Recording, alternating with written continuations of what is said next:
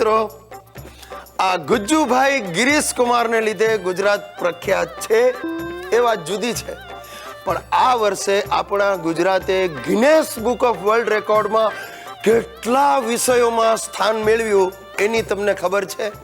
હું તમને કહું, ગુજરાત સ્થાપના દિને 5000 કલાકારોએ એક સાથે પોતાની કોરિયોગ્રાફી રજૂ કરી અને એક રેકોર્ડ પ્રસ્થાપિત કર્યો. ત્યારબાદ ખેલ મહાકુંભમાં 20000 સ્પર્ધકો એક સાથે ચેસ રમ્યા. એટલું જ નહીં, તાનારીરી ફેસ્ટિવલમાં એક ગાયકે 101 કલાક સુધી સતત શાસ્ત્રીય ગાયન ગાયું અને વિશ્વમાં એક રેકોર્ડ સ્થાપિત કર્યો. સાહેબ, આમ અનેક ક્ષેત્રોમાં ગુજરાત વિશ્વ કક્ષાએ મોખરે રહ્યું છે. સાહેબ, આ હકીકતો સાંભળીને હવે મારા દાદાજી પણ ઉશ્કેર્યા છે. મને કે ગિરિયા, મારે પણ રેકોર્ડ સ્થાપિત કરવો છે. તમારે શેનો રેકોર્ડ? તો મને કે કેમ નહીં, આ વર્ષે હું 20 વાર પડ્યો, 6 વાર પગ મચકોડાયો અને 2 વાર ગાલ પચોળા થયા. મોકલ મારું નામ ગિનેસ બુકમાં. બોલો સાહેબ, ગુજરાતમાં આવી આઈટમો પણ છે. એમ તો મારા બાપુજીએ પણ રેકોર્ડ તોડેલા, પણ એની કોઈને ખબર નથી. એમની સગાઈ 20 વાર થયેલી. મારા મધર જોડે જ સગાઈ થાય ને તૂટે, 21મી વારે મેળ પડ્યો અને પછી હું જન્મ્યો. મારા બાપુજીની જન્મ તારીખ પણ 21 અને મારા દાદાજીની જન્મ તારીખનું વર્ષ 1921.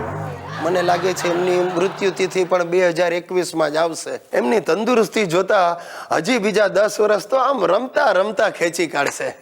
કારણ કે આ ગુજરાત છે સાહેબ. અહીંયા મેડિકલ સુવિધાઓ પણ હવે અદ્યતન બની ગઈ છે. કિડની, કેન્સર, હૃદય, અરે જોઈન્ટ રિપ્લેસમેન્ટની સારવાર માટે પણ લોકો ઠેઠ પરદેશથી અહીંયા ગુજરાતમાં આવે છે. સાહેબ, તમારે મરવું હોય તો પણ આમ ગુજરાતમાં ફટ દઈને મરી ન શકો.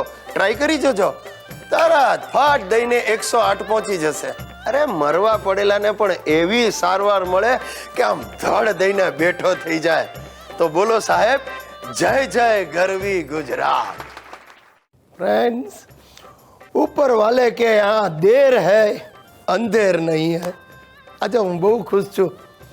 મારો સાળો શંભુ અને એની બૈરી હંસા આખરે આવતીકાલે સવારે પાછા દેશમાં જવાના છે. હા, છૂટ્યા. પણ તોય જતા જતા હંસલીએ હજી વિતાવામાં ઓછી નથી રાખી. આ ગઈકાલે સાંજનો દાખલો તમને કહું, અમારા એક સંબંધી હોસ્પિટલમાં માંદા પડ્યા છે. તે એ મારી સાથે ખબર કાઢવા આવી. ઓળખાણ પીચાણ કાંઈ નહીં, પણ જેવી વોર્ડમાં દાખલ થઈ ને જોરથી પોક મૂકી. અરે બધા ડૉક્ટરો ગભરાઈ ગયા. એને થયું કે આ પેશન્ટ ગયો કે શું, ને પછી હિબકા ભરતી જાય ને આમ નાક લૂછી અને પેશન્ટના તકિયાના ગલે પર આમ લૂછ્યું. તે પેલી નર્સ મારી સામે બગડી. મને કે નોનસેન્સ, આવી વાઈફ રાખો છો? મેં કહ્યું, મેડમ, આ પાર્સલ મારું નથી. એ બને વિરેડ, પાર્સલ આવી ગયું. એની જાતને સ્વાગત બોલું છું તો એને સંભળાય છે. આ બેરી હોવાનું નાટક તો નથી કરતી ને? હા, ફાટક.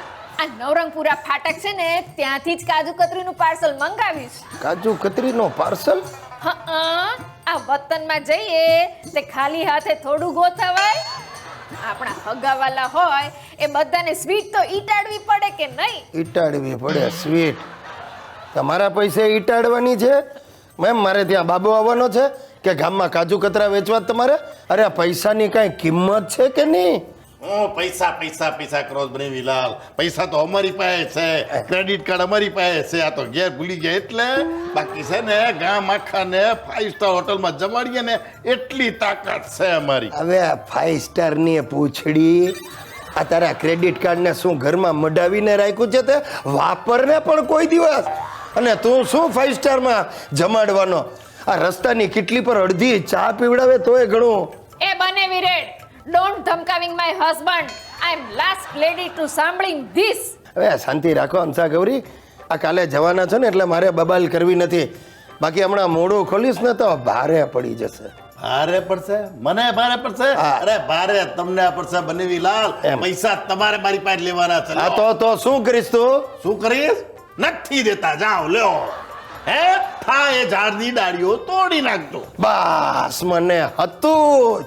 આ કરું કંપની ગમે ત્યારે હાથ ઊંચા કરી દેશે. ખાસ તો લા કરે હાથ ઊંચા. લો ભક્તિ સંગીત સાંભળવું છે હવે. એ પ્રભુ, બારવટિયા સાસરિયા ને લૂંટારું ઘરવાળી, આવા ધૂતારું શાળાથી સૌને બચાવજે વનમાળી.